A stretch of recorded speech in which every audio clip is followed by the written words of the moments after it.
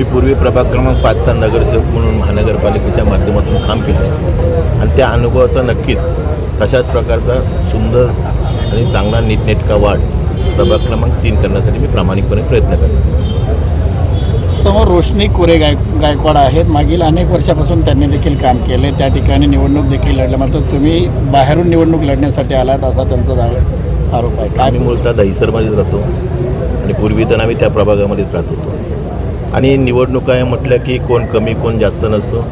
आमच्याकडे देशाचे पंतप्रधान नरेंद्र मोदीजींचे विचार आहेत, विजन आहे.